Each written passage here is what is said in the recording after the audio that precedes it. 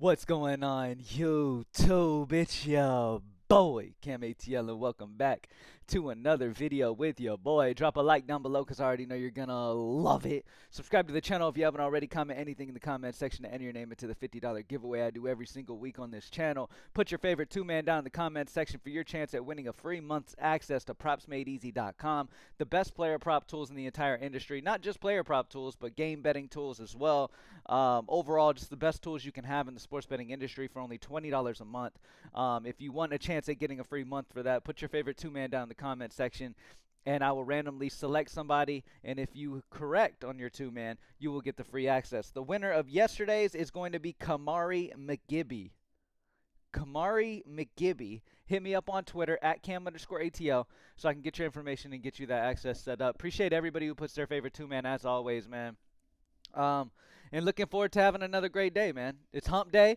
Let's get straight into it and not waste any time. I'm going to refresh the tools real quick. I had a huge day yesterday on the game center part of things, as well as the player prop side. Like, I had a good overall day in general. It was another profitable day. Just to reiterate to everybody again, if you want the most consistency possible, if you want to take the less risk possible, you can definitely take like regular plays on Prizepicks and pair them up with like goblins and stuff. Now, a lot of people have been like, hey, where are the goblins? It's right here. Right here. You go to the sport, NBA, demons and goblins, and the goblins are right here as normal. Okay? But yeah, pairing a goblin with a regular play will give you a nice little double up slip. Okay? I think people need to have more of a mindset of bankroll building than trying to hit big parlays. Reaching for those big parlays is why people go broke. Playing consistent and safe with bankroll that they have to lose and consistently, slowly but surely building it up, yeah, they're going to take losses because that's inevitable. But you're staying consistent. You're building it up slowly but surely. You're playing only safe plays. You're not forcing any big parlay stuff.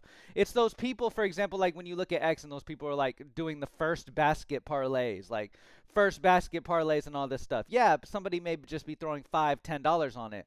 But that adds up when you're missing it every single time and you're never hitting those. Those add up, especially if you don't have a bankroll to be putting that on anyway. You feel what I'm saying? So just be safe, play safer options, focus on those bankroll builders. At greenlightdfs.com, you guys know I have greenlightdfs.com where I do optimal DFS lineups for DraftKings and FanDuel when it comes to the fantasy sports side of things. We do lineups every single night on DraftKings and FanDuel for NBA, NHL, MLB coming up, NFL, all that good stuff when it's normally going. And in DFS, you can win those $100,000 in a night with those lineups, getting to the top spot for the GPPs and stuff like that. But one thing that I'm going to be doing at Greenlight DFS is I'm going to be putting some of my favorite bankroll builder slips. What I mean by that is the safer slips, the slips that I feel the safest, just to build members' bankrolls up. I'll be posting those on the NBA access page at greenlightdfs.com. So if you want access to those and you want to get some bankroll builder slips as well as get involved in DFS optimal lineups and stuff, you can get that at greenlightdfs.com. Get a package for that.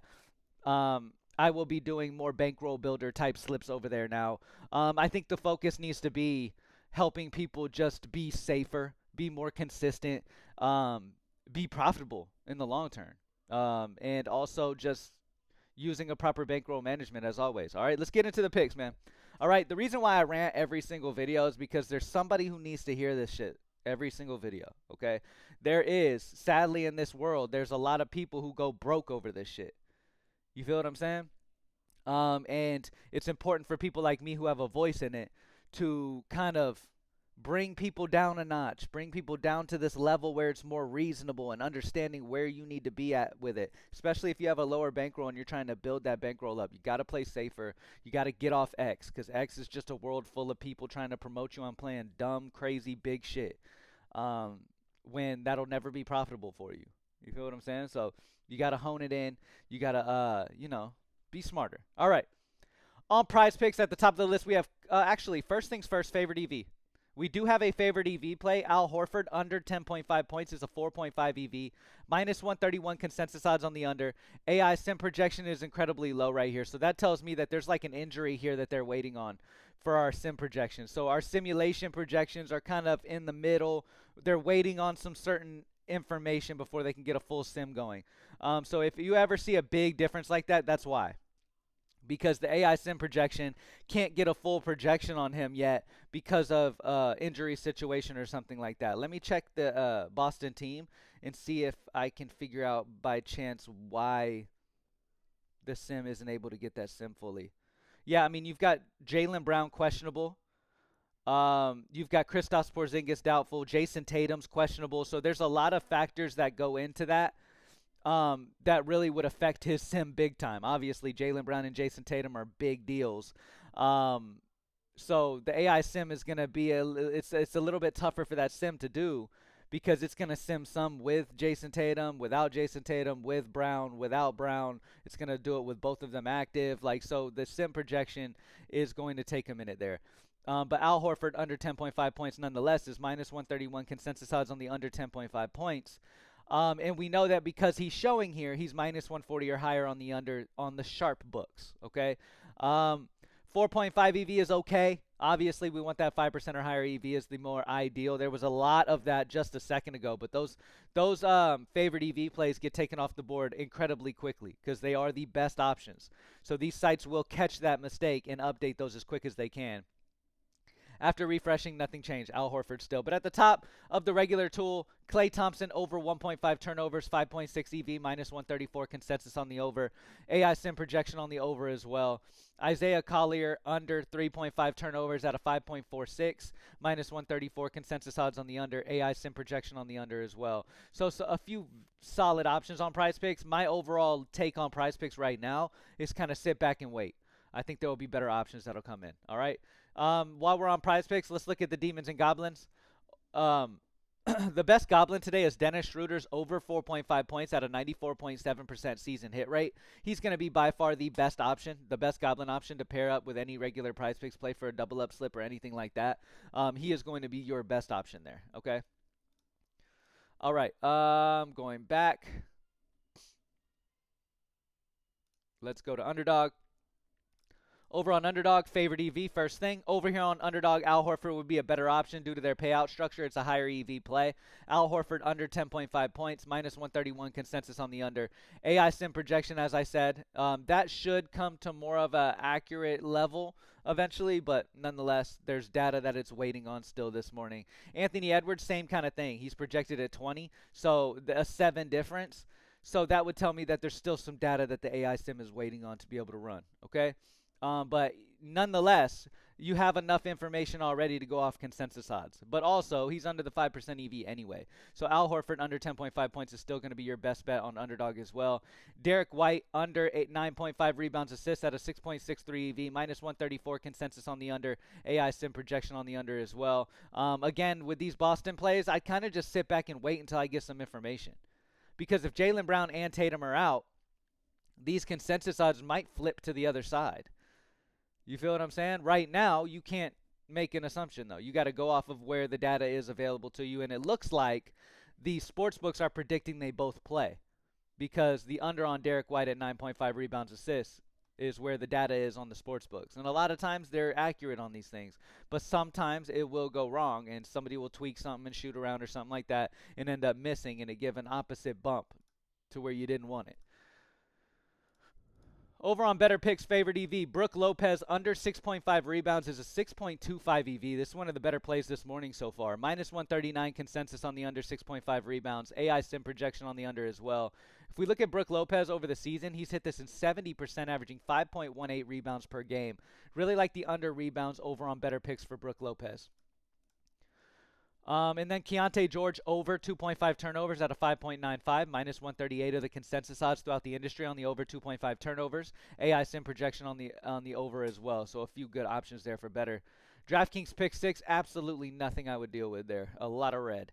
Over on Dabble, we have favorite EV of Brook Lopez under 6.5 rebounds at the 6.25. We just talked about him. Malik Beasley under 19.5 points is at 4.3, so not quite that 5%er, but minus 133 of the consensus odds on the under. AI sim projection on the under as well. Over the season, he's hitting 62% on the under here, okay? Vivid picks, nothing too crazy for vivid picks right now. Let's see. Taking a look at FanDuel.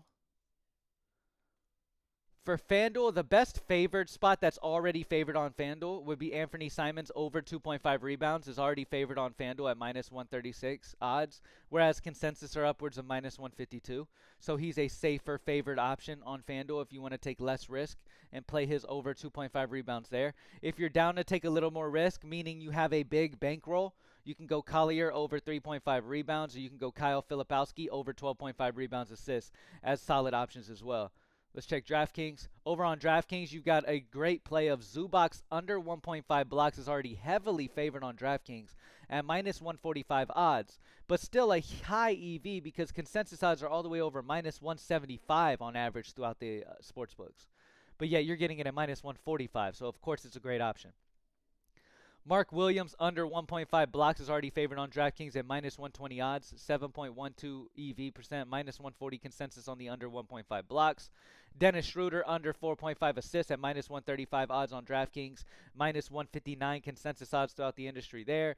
Keontae George under 4.5 rebounds, minus 140 already favored on DraftKings, 6.59 EV percent, minus 164 consensus on the under as well. So some really good options overall on the board today, man, and I'm excited to get into this slate. Excited to have once again another solid night. And again, to everybody who maybe have a smaller bankroll, the answer is not to go big and offset your losses.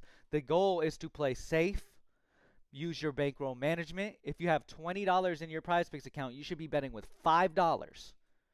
You should make a single slip of $5, okay? And slowly but surely try to edge that bankroll higher because you need to work on growing your bankroll.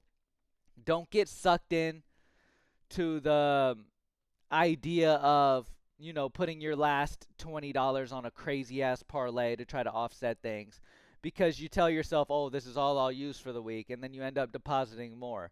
And that's the mistake that a lot of people make. They just, first of all, they don't use proper bankroll management.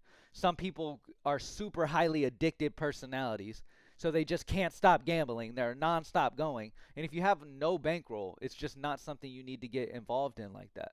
If you have a lower bankroll, you got to play consistent. You got to stay safe, okay? And this is something I will always preach, man, okay? A large bunch of people in this industry don't have the bankroll to really be betting in general, okay? But if they're going to anyways, people like me need to be promoting y'all to do the right thing bankroll-wise. And at the end of the day, y'all are going to make your own decisions.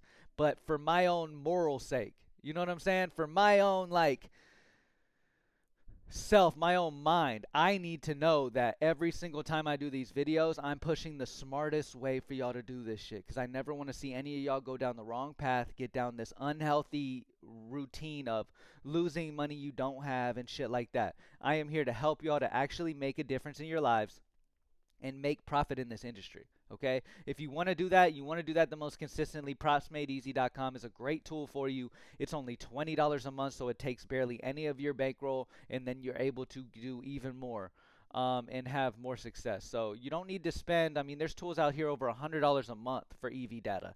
You do not need to spend that type of shit, and they don't even have simulation data. You feel what I'm saying? Spend $20 a month. You have EV data as well as AI sim data. That is everything you need, and it's only $20 a month. Okay, it's player props, it's game center options, it's so many different options. So, by the way, before I get off here, I'm gonna check FanDuel and stuff. Sacramento Kings first quarter money line against Denver, plus 136, and they're plus 124 other places. So good option there. If you want to take a lower risk option, you can go Timberwolves fourth quarter money line, minus 130 already on FanDuel. But yet consensus are minus 142 on Timberwolves winning the fourth quarter money line against Charlotte. So some good options there.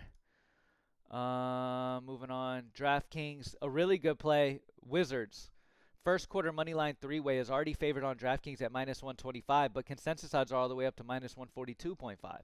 So good little favored spot already there, 5.7 expected EV. And then the Denver Nuggets, first quarter money line three-way is already favored at minus 135 on DraftKings, but yet the consensus are minus 152 on their first quarter money line throughout the industry. So Wizards first quarter money line three-way and Denver Nuggets first quarter money line three-way is a good little pairing there as a lower risk already favored slip. You feel what I'm saying? So hopefully everybody who is watching my videos by now, y'all have been here consistently and y'all are slowly but surely understanding the route to take to be the most consistent. You're slowly but surely understanding how to utilize the Props Made Easy tools the best way.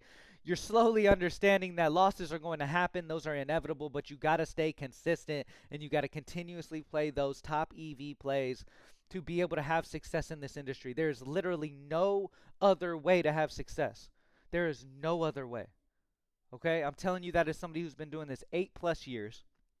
Okay? I've been sports betting over 10 years. Okay? I've been doing it heavy for 8+. And I'm telling you, as somebody who's literally in this shit, it's not as easy as these people like to make it seem online. Okay? They want you to just join their Discord so they can make money off you, and the money they make off you, they use towards their bets. You feel what I'm saying? Like, that's all they're trying to do, and these people are slow. These people are not good. Okay? And you got to have more common sense. Okay? A lot of people, when they sabotage themselves, they're like, a lot of people self-sabotage themselves with the decisions they make in life. You feel what I'm saying? You don't take that step to go do what you love to do. It's like in life in general. You don't take that step to do what you would love to do because it may put you in an uncomfortable situation. You're comfortable right now working at the job you're in. So why push it? Why do anything else? You feel what I'm saying? There's some people in this world that'll push and put themselves in an uncomfortable situation to go do what they would love to do. And there's some people who would skip on what they would love to do because they're comfortable right now. And getting out of your comfort zone is one of the most and biggest things that you could do in your life. You got to push yourself. Push yourself in those negative situations that help you to be able to defeat those negative situations. Don't avoid negative situations because you're safer here in the pocket you're in. You feel what I'm saying? That's just a little life advice for anybody. The reason that I've even found success in life is because I just consistently was never happy with where I was at.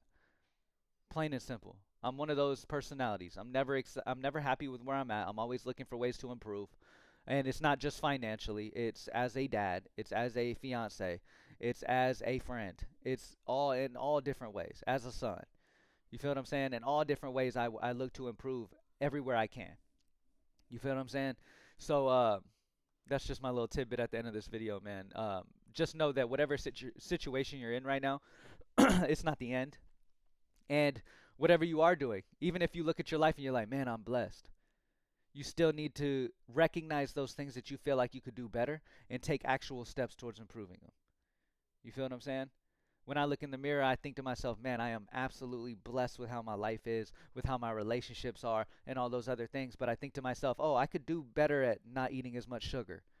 I could lower the carbs a little bit in my diet. I could get a little more active. You know, there's some days where I'll find myself lounging on the couch working all day on my laptop, just sitting there, not being active and moving. You feel what I'm saying? So these are the things that, while my relationships are amazing, I'm an amazing dad, financially I'm great, I still look for those things that I'm not good at, and I actively pursue doing better. So now I walk an hour a day on the treadmill. I cut sugars out of my diet. I try to watch how many carbs I'm putting in my body. I take, some supplements to make sure I'm running as optimal as I can. It's those things that I do to make those active changes and trying to improve myself. And I know y'all don't come here for that bullshit, but hey, at the end of the day, it's the end of the video anyway. You've already left if that's all you care about. But anyway, thank y'all for joining me as always, man. I hope y'all have an amazing Wednesday. God bless y'all, and I'll see y'all on the next one, man. Peace.